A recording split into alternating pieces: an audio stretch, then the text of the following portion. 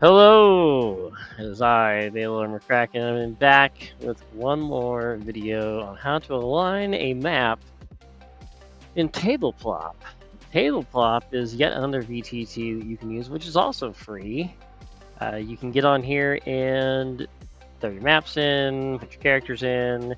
It's got some stuff set up for D&D 5e that you have some character creation options and stuff. But you don't need it, just like you don't need it in Roll20, you don't need it in really any VTT. You don't need to use the tools. All you need is a token and a map, and everything else, people should have their character sheets and all other stuff that they can run it from a lot of things. But that being aside, you can still need to align a map, right? You're going to need maps to align them so that the tokens that you do need are going to line up nicely. So let's jump right into it. So Tableplop is a digital tool for legendary games. I've already made an account. It's super easy. Again, just make a free account. Not a big deal. So my campaigns. I'm in a few. I'm running a few, so on and so forth. So let's go to this one that's about to be done. Right here. All right, I'm just going to make another map. So once you're in your campaign, you're going to have a couple different things. You're going to have members, characters, settings, and scenes. So today we're talking about scenes. You just go over to scenes and you click new. You can click here to name your scene. I'm going to name it flowers.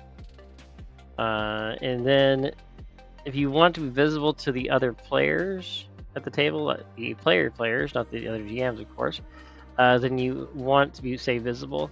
If you want to be hidden and you don't want them to see it, then click hidden.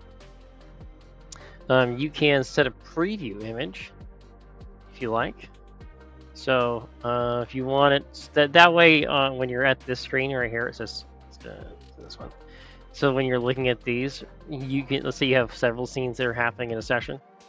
You want to be able to quickly identify which one it is. If you want to do that, you can. You don't have to, but you can. You just pick whatever image you want. So I'm going to say just me because I don't want to bring in my other players that are still in that final battle. So let's see. What we're going to do now, as you can see here, the grid is pretty big. You have a camera. So the camera, and that's all we're just talking about this, you can make this size bigger. This is where it forces your characters to look when they log in. It just says, boom, this is, so wherever you put this on the map is where they're going to look. So you're going to go down here to the bottom right and click on this File Plus button, and then navigate to the folder that has the image that you want. If you don't have a folder with that image in it, so you can, let's go back to that. If you don't have that, you can always add that right now and then upload the file in question that you want. So I've already done it, so I'm just going to do this one and grab the map. So yet again, our map is too small, and it's got some interesting things here. So first things first, I'm going to no, not gonna lock it. Go back. Oh, I'm getting the spinning wheel. Come on. There we go. Okay. So,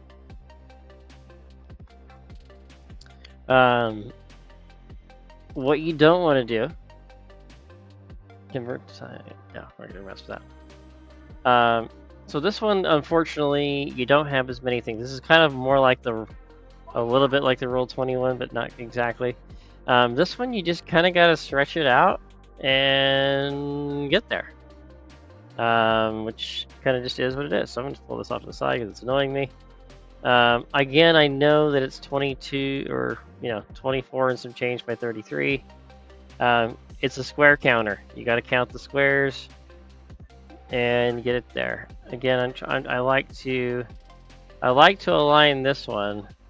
Oh boy, look at how close that is. I think I'm already there. And I just have to do a smidge more.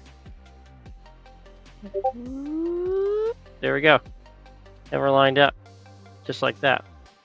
So really, you just need to find a spot that you have that's pretty close in the grid, and then start yanking on that corner.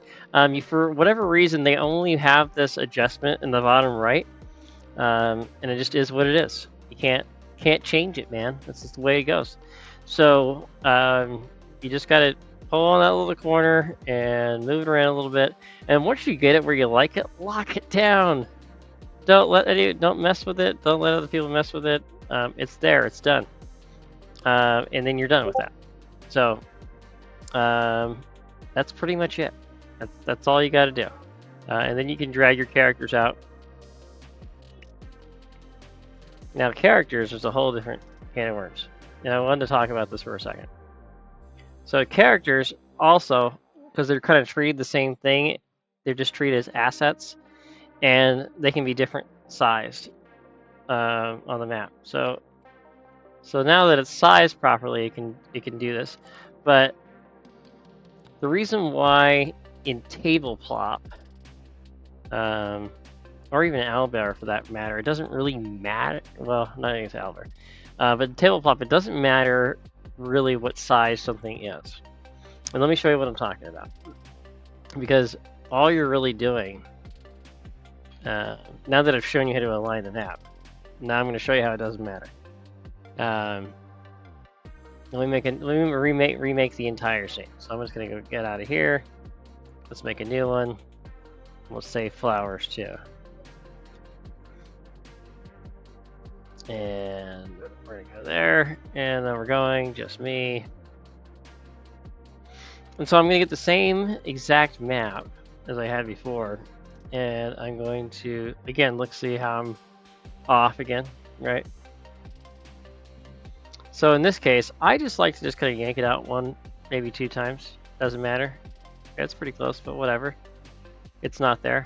And then I would take this right here, this grid, and just turn it off. Just like that. Doesn't matter. And then I would take a character. I'll take Zia out here.